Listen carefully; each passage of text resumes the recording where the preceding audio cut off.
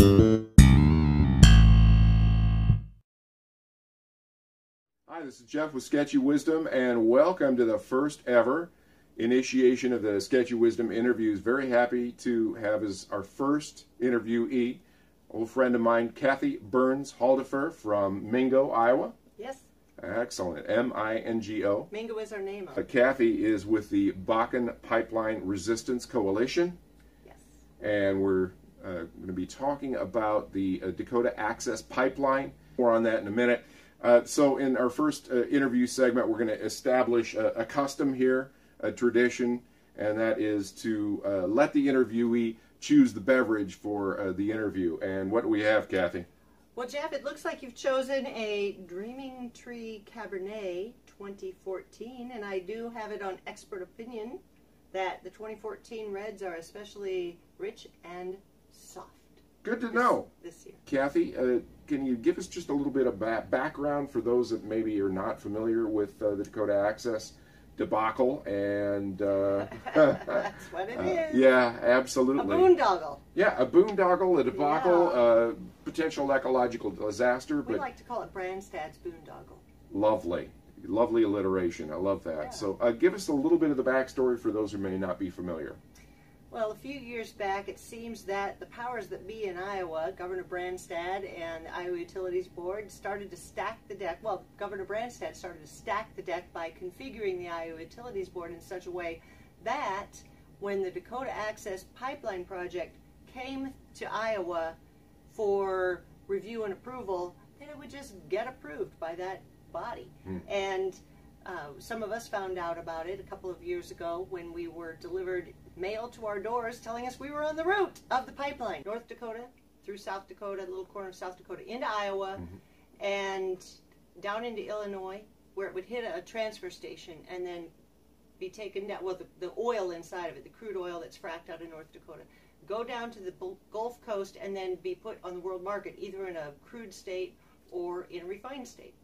So this was supposed to be for export, not necessarily for domestic consumption. It's never been for domestic consumption. However, the information we first got and that everybody first got from Dakota Access, specifically on all kinds of markety trigger words like 100% U.S. oil for 100% U.S. consumption.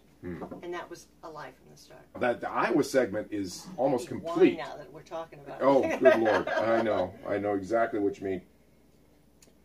Having seen that infrastructure, it's pretty imposing, and it goes right past your property, does it not? It's about a couple hundred yards down the hill from my backyard. And you're going to have that view pretty much for the rest of forever, right?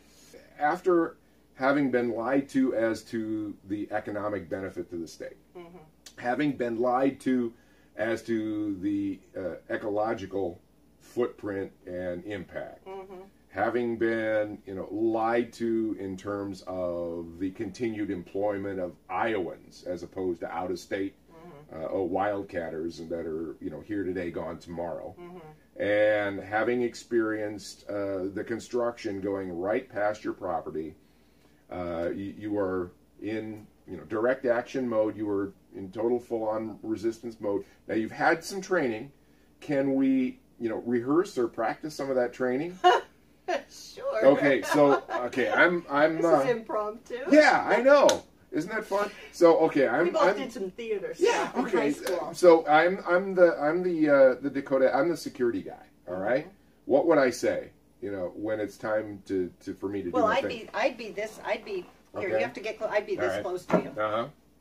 Oh, good night. And you would read something like, you realize you're in violation of a law because you're trespassing. If you don't move, we'll have to have the sheriff come. Okay, so I'm in your space. Okay. All right. I'm here to notify you that you are in violation and are officially trespassing on Dakota Access property at this time. I'm going to have to ask you to move. I'm not leaving. Okay, I'm stymied. I don't know what to do at this point. You call the sheriff. Yeah, okay, at this point, okay. I think some of us said, and it's kind of a blur, I wish I had a recording, I think some of us might have said, you're in violation of damaging Iowa's land and waters, and we're not moving. Something like that. Gotcha. I think we said something clever, but it's a blur. Here we are, a couple of days after the inauguration. We did not know this until this morning. President Trump has just signed presidential memoranda that both the Bakken Pipeline and the Keystone Pipeline are to proceed. What does that mean for us at this point? That means we fight harder. Really appreciate this time. It's been informative and frankly a little bit scary. And thank you for sharing the bottle with me as well. That's a custom we're certainly going to repeat with future interviewees. Before you go, I have one thing that I want to make sure we get to you. You're going to be the first and so far the only recipient of the official Sketchy Wisdom t-shirt. So thank you for being with us. Really appreciate it. I'm so honored. Thank you for drawing attention to our topic. It's been my pleasure indeed. And you'll be a walking billboard for this blog. So thanks for that as well. You're welcome. For Sketchy Wisdom, this is Jeff Clothier, and we'll see you again.